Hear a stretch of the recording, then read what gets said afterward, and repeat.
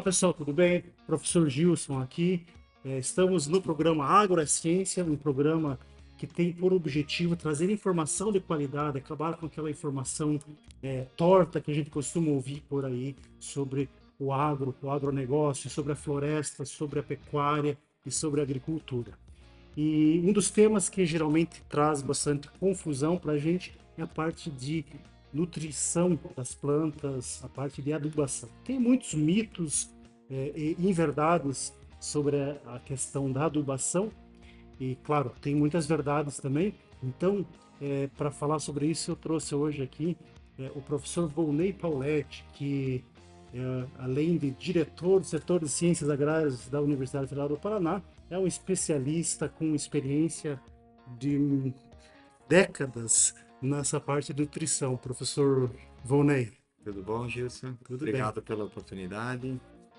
Aos ouvintes também, né? Os que assistem as tuas matérias, as tuas gravações. Prazer estar aqui. Muito legal. Professor, qual que é a importância de verdade da adubação? A adubação o objetivo da adubação, não importa se é orgânica, se é mineral e tal, é fornecer nutriente para as plantas, Uhum, né? Então, colocar níveis suficientes de nutrientes para que as plantas cresçam e produzam o máximo numa mesma área, né? Sem faltar essa parte de nutrição. É como a gente comer uma maçã, comer um arroz, comer uma carne, um alimento para obter os nutrientes. O adubo seria o nutriente que a gente fornece para as plantas.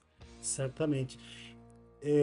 Tem uma história muito bacana de um indivíduo chamado Fritz Haber. Foi um alemão que inventou, que teve uma contribuição fantástica na parte de adubação, não foi? Nessa parte da captação do nitrogênio da atmosfera, esse processo de captação do nitrogênio, que possibilitou, de fato, uma revolução na agricultura. Então, uma das coisas muito interessantes da gente pensar é que essas novas, os adubos, desde muitos anos, isso aconteceu no século 19, 20 por ali, e século 20, na verdade, né? Uhum. E o que que acontece é que isso foi responsável, se a gente for pensar bem, pela viabilidade do crescimento que a gente tem na população humana hoje. Então, a adubação, ela tem, de certa forma, esse mérito, não tem, professor? Com certeza. O processo conhecido, né, para fixar o nitrogênio da atmosfera é o Haber-Bosch, né? São dois cientistas que desenvolveram a possibilidade de pegar o nitrogênio do ar hoje. O nitrogênio que nós estamos, o ar que a gente está respirando agora, 78% é nitrogênio. Sim. Nitrogênio vira aminoácido, vira proteína que a gente conhece na alimentação humana, animal, né? A gente precisa consumir proteína. E só que esse nitrogênio que está no ar, as plantas não conseguem aproveitar.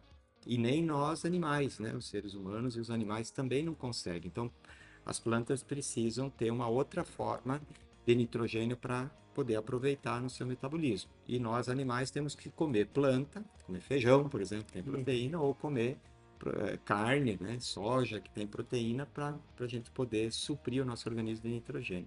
Então, esse processo ele faz através da indústria, né? Pega o nitrogênio do ar, transforma na ureia, transforma nos adubos que a gente aplica no solo e que é uma forma que as plantas conseguem absorver.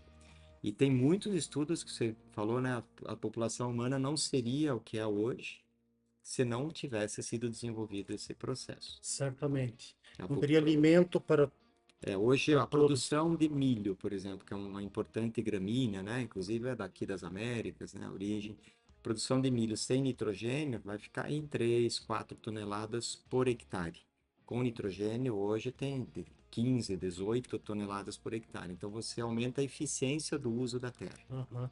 Isso, em termos ecológicos, também parece interessante. Você precisa de Interessante. uma área muito menor Não, para produzir. Mas no longo prazo, me parece, será que é viável a produção sem adubação?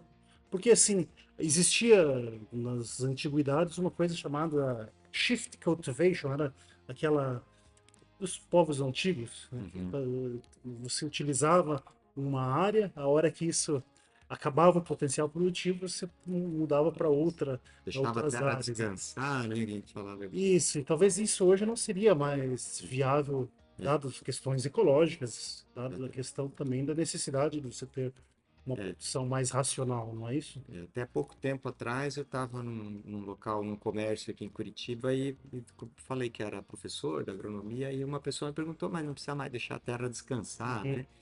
Que é isso, você derruba a vegetação nativa, queima normalmente, né? Ou deixa apodrecer aquele material.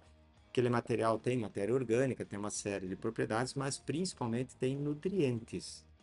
Então, esse nutriente, com o apodrecimento ou com a queima, né, daquele material, vai liberar o nutriente para o solo e a planta absorve. Então, o que que se fazia antes? Derrubava a mata, queimava ou apodrecia, cultivava por 1, 2 ou 3 anos no máximo, a produtividade caía, a produção caía, aí abandonava aquela área e ia desmatar outra, né? Sim. Enquanto essa descansava. O que que é descansar? As raízes das plantas iam em profundidade, 4, 5 metros, traz o nutriente para a parte aérea da Uhum. planta, daí derruba de novo, queima e tal. Então Sim, fazia uma ciclagem. Só que isso também não é viável, né? Porque claro. isso, se você fizer esse ciclo várias vezes, você vai estar esgotando o solo. Então, como é que a gente não esgota o solo em nutrientes? Devolvendo nutrientes para aquela área, através de adubo. Pode ser um adubo orgânico, pode ser um adubo mineral, mas é através da adubação. E essa parte é interessante, você tocou no assunto de orgânico. Vamos colocar assim, então, sem nutrição, sem adubação, talvez não é viável. Isso a gente pode excluir como uma possibilidade, pelo menos no modelo de produção que nós temos hoje, na necessidade. Uhum. Mas aí tem esses outros modelos de produção, que é o modelo de produção orgânica. E o que a gente chama de adubo orgânico, ele tem a mesma eficiência com o adubo químico? Como que funciona isso? Sim. Então, assim, qualquer produto que eu aplique numa área cultivada com fins de nutrição, a gente pode dizer que é um produto, é um adubo, né? É Uhum. um fertilizante, vindo aí do inglês, né? Então, assim, o adubo orgânico, ele tem as suas diferenças em relação ao adubo mineral, mas ele tem, sim, nutrientes em sua composição. Qualquer tecido orgânico, uma madeira, qualquer tecido, material orgânico, tem nutrientes em sua composição. Alguns são mais ricos, outros são mais pobres em nutrientes, né? Uhum. Então, a adubação orgânica ou o sistema orgânico de produção, ele é eficiente, ele vai funcionar. A diferença é que no adubo orgânico, num esterco, num composto, eu não consigo controlar a quantidade exata que eu preciso colocar, né? Eu tenho dificuldade de aplicar na forma orgânica, por exemplo, a quantidade necessária de nitrogênio, que é um elemento bastante exigido pelas plantas e que normalmente nos adubos orgânicos tem pouco, né? Então, para complementar isso, fica bastante difícil, né? Aham. Então, a dificuldade ela é maior. No adubo mineral, né, às vezes o pessoal chama de químico, mas é no adubo mineral, que vem do minério, de explorar uma rocha rica no nutriente, eu consigo fazer fórmulas adequadas a cada A demanda situação. de cada situação, de cada cultura, de cada espécie cultivada, né? Então, é possível fazer orgânico, né? Pensando em adubação orgânica, não um sistema orgânico de cultivo, que tem outras dificuldades, né? Mas a adubação orgânica é possível, mas com uma dificuldade maior. O ideal seria talvez fazer uma Balanço. combinação. Você pode usar o esterco de frango, por exemplo, que é produzido. Ele é uma importante fonte de nutriente, né? Mas talvez complementado com adubação mineral.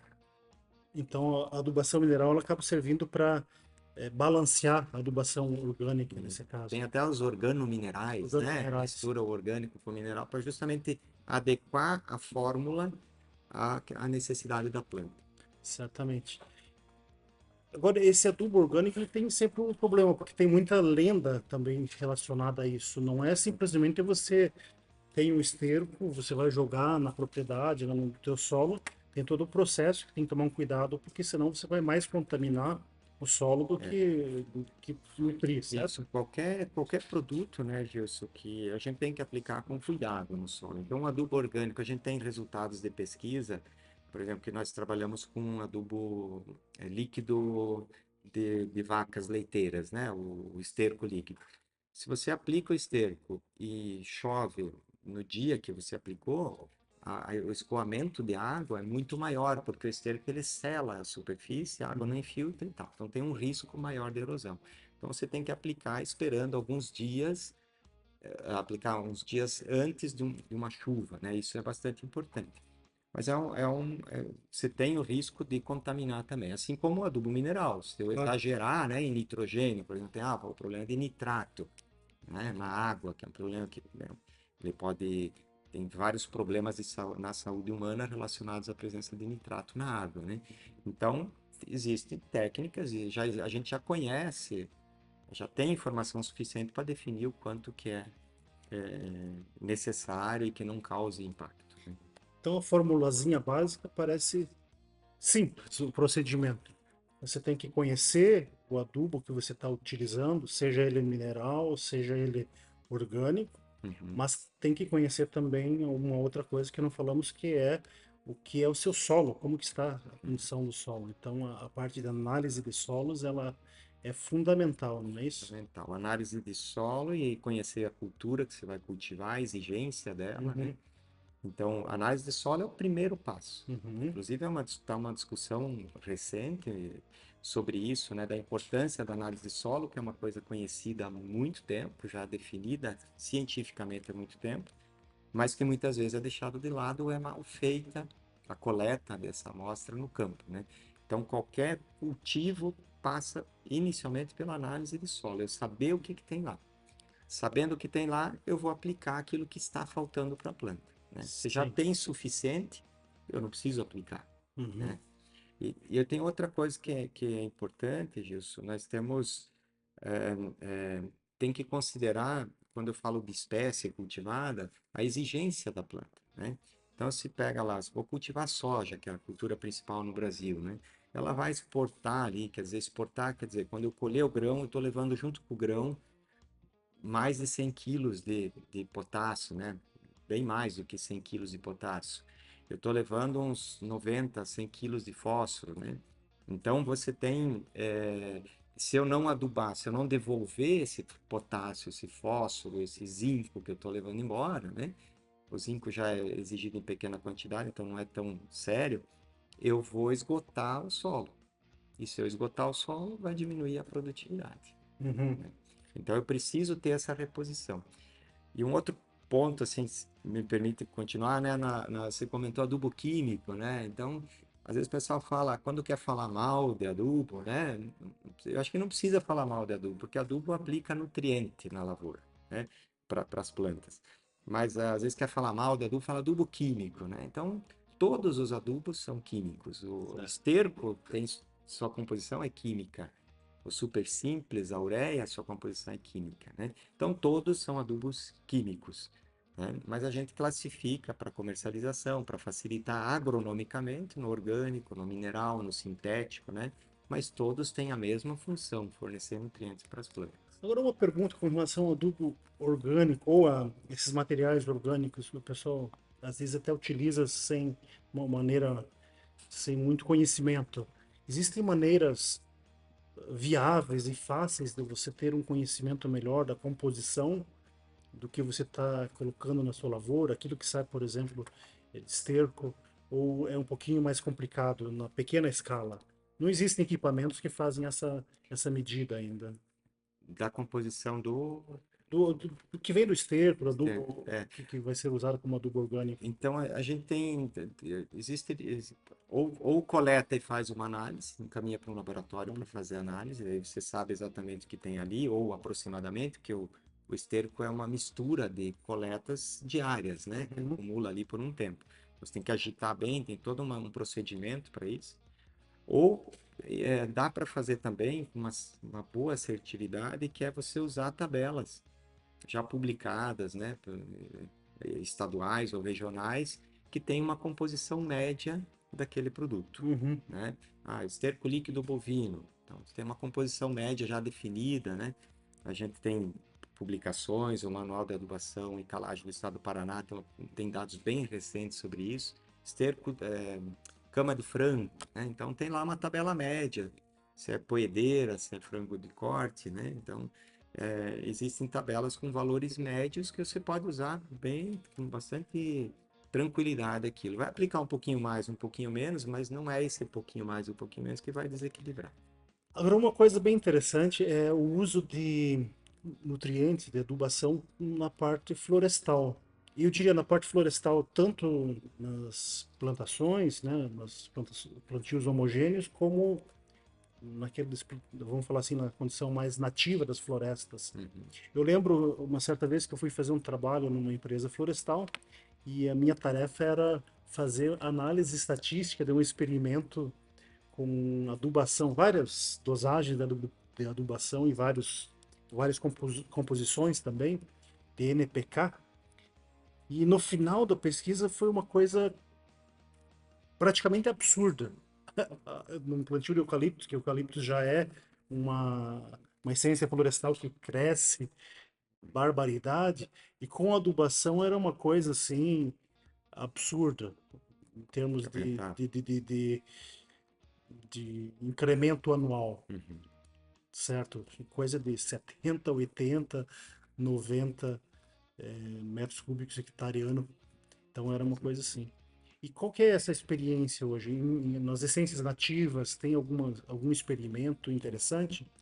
Então, a gente costuma usar na nutrição de plantas, né, o termo, uma expressão assim, a planta não come adubo, a planta bebe o nutriente, né? Aham.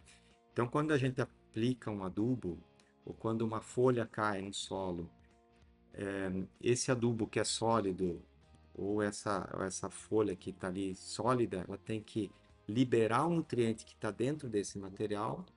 Esse nutriente vai para a água do solo, para a solução do solo, e a planta absorve. Uhum. Então, essa quantidade que tem disponível para a planta, e aí vem do próprio mineral, da própria rocha, né, que libera nutriente, enfim, tem toda uma história em cima da disponibilidade do nutriente para as plantas. Essa disponibilidade ela é importante para qualquer espécie, para Uhum. qualquer planta. Tem umas que são mais exigentes, exigem uma quantidade grande, tem outras que são menos exigentes, né? Você citou o eucalipto, né? O eucalipto tem uma capacidade de reciclagem interna de potássio espetacular. Ele absorve e ele fica circulando dentro da planta, atendendo a demanda da planta, né? Mas, enfim, são várias particularidades de cada espécie, a maioria bem estudada já, né?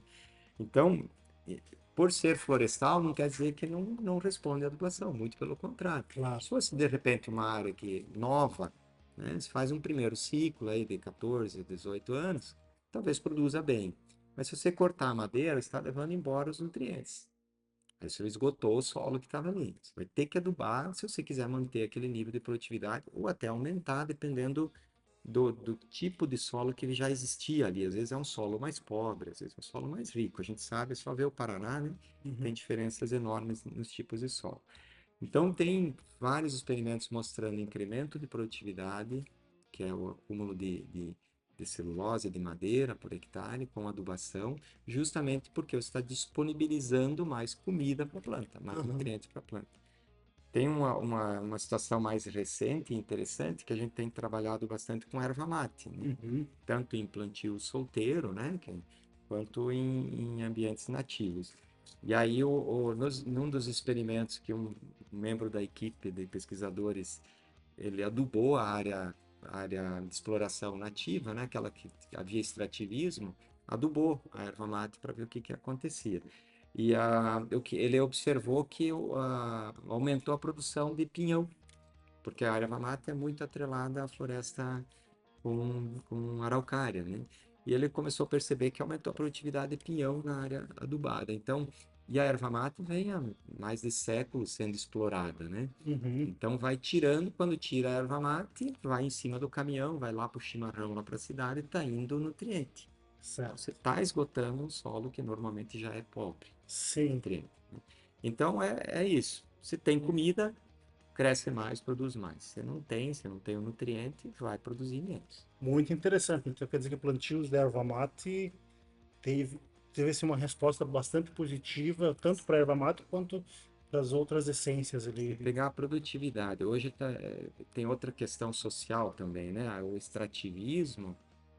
Hoje você não acha mão de obra para entrar no mato e colher uma planta aqui, outra lá, com baixa produção por planta, né? Claro. E aí, então, os plantios semi-sombreados, né, ou solteiros, você sai aí de 2, 3 toneladas por hectare, pensando em área, e vai para 15, 14, 15, em algumas áreas 20 toneladas por hectare. Em pesquisa, a gente chega a mais de 40 toneladas por hectare, né?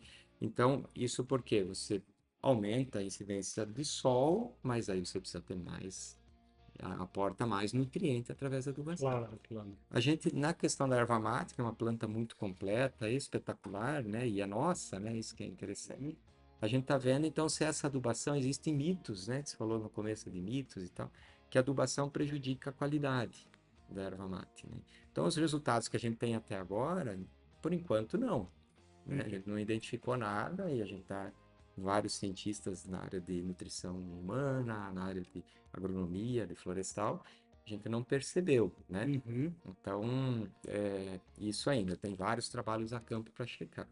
Por quê? Porque nós estamos fornecendo nutriente, pronto. Uhum. É isso que está acontecendo. Agora, para finalizar a nossa conversa, professor Volney, a gente sabe que a produção, claro, depende dos adubos, mas nós somos dependentes muito da importação, das moléculas, certo? Isso. Então, será que tem solução para isso? É uma, acho que até teria em partes, né? Vamos pensar assim. Estava dando uma olhada nos últimos dados aí de adubos, né? A gente importa uns 84%, mais ou menos 85% do adubo que o Brasil utiliza, né? Então, isso por quê? Porque a gente não tinha praticamente produção de ureia, agora que estão se reativando algumas fábricas, né? A gente vê no noticiário, mas elas tinham sido desativadas, a gente passou a importar mais de 95% do nitrogênio que a gente consumia, né? O potássio a gente tem pouca reserva, mas o nitrogênio é só montar a fábrica, né? Você pega o nitrogênio do ar, onde que está o nitrogênio? 78% do ar é nitrogênio. Eu preciso preciso o gás que vem lá na exploração do petróleo, o gás natural, a temperatura, pressão, processo Haber-Bosch produz o amônia, dali eu gero os outros nutrientes. Então, a mina de nitrogênio é o ar. Qualquer lugar do planeta eu conseguiria produzir. A dificuldade é obter o gás, né? Por isso que a produção de nitrogenado está sempre atrelado aos países que têm muito gás Uhum. disponível, né? Mais barato daí. No caso do potássio, a gente tem a dificuldade que precisa ter a mina, tem que existir um depósito de potássio, que são geralmente a 1.000 metros de profundidade, tem toda uma história da formação desses corpos de potássio. Mas recentemente foi descoberta uma jazida que, pelos cálculos feitos assim, informações que eu li, né, não estudei a fundo, o Brasil passaria de um dos maiores importadores do mundo para exportador de potássio, Sim. né? Você está falando daquelas descobertas lá, se eu não me engano, chama-se Antares, Isso, fica exatamente. no Amazonas. Eu visitei, inclusive, o sítio onde está essa mina, conheci todo o processo, né? Eu consegui ver as amostras que Nossa, demonstram onde estão lá que é o cloreto de potássio, se eu não me cloreto engano, de o cloreto de potássio. potássio que se Isso, mistura com não, cloreto não. é Cloreto de cloreto de potássio potássio. se mistura em certo momento com cloreto de sódio também, Isso, é. dependendo da mina, mas é bem isso mesmo. E são minas que estão é, muito profundas, como você falou, a 600 a 1.000 metros de profundidade, abaixo do rio, não lembro se era o rio Amazonas que está ali, acho que é Fica na Amazônia. É. Na Amazônia, né? Rio Negro, se eu não me engano. Uhum, Depois eu verifico e coloco aqui, mas é uma coisa é. fenomenal. O que precisa em ambos os casos, tanto para o nitrogênio quanto para o potássio que você estava falando, então é investimento de verdade. E aí é grandes players, né? Não é, a gente não consegue explorar, né? Vai ter que ser grandes empresas. E, mas assim, pensando no país, existe a possibilidade. Aí vem a questão ambiental, né? Tem a questão de territórios indígenas demarcados, né? Mas nem todo esse depósito ele está embaixo de reservas, né? Sim, Então, teria viabilidade, mas é uma coisa que precisa de investimento, né? Fósforo, eu acho que então teria essa possibilidade de a gente ser autossuficiente e, inclusive, exportar, né? E fósforo, a gente tem minas daí um pouco mais espalhadas no país. A dificuldade é que são minas de rochas um pouco mais duras, mais difíceis de explorar do que as rochas, por exemplo, que tem no norte da África, que são superficiais e são moles, né? Moles no sentido de usar na indústria, de moer, de preparar ela para solubilizar, né? A nossa tem uma mina só que é assim, a maioria são rochas duras, ígneas, né? Vulcânicas. Então tem um desgaste de equipamento maior, então fica um pouquinho mais caro, né? Tanto que o fósforo é o que menos a gente importa, né? Porque a gente tem uma produção espalhada pelo país, né? Então a gente, se quisesse, teria como reverter essa questão ou se quisesse, ou depende de investimento, né? Poderia até reverter essa situação de grande importador para pelo menos chegar próximo da autossuficiência, né? Mas é a longo prazo e talvez não seja economicamente viável. Às vezes é mais barato comprar do que querer investir aqui. Essa é uma questão estratégica, mais comercial, né? E talvez no momento em que as jazidas mundiais comecem a ficar mais complicadas, nós temos a nossa aqui. Também é um ponto que a gente pode pensar. Muito obrigado, professor Vonei. Foi bacana a conversa, curta, mas bem elucidativa sobre alguns mitos e verdades. Então, esperamos contar com você mais vezes para esse tipo de conversa. Fique à vontade, Cristo. Eu que agradeço e só pensar, pessoal, adubo não é veneno, né? Então a gente escuta assim, foram feitas algumas pesquisas, né? Tipo, em mercados assim, né? Populares, em prateleira ali. Você comeria esse produto se eu falar que foi aplicado um adubo químico, né? Então normalmente a resposta é não, né? Porque assusta e tal. Aí você vai, pega um outro público, você comeria esse produto se fosse aplicado nutriente nele? Aí sim, todo mundo sim, né? Então, às vezes, cuidado um pouquinho com essas frases e ouvir um agrônomo, né? Ouvir alguém da área. Adubo não tem, o risco é muito pequeno, né? Existe no exagero, como tudo na vida, né? Mas no exagero de aplicação e contaminar alguma coisa, né?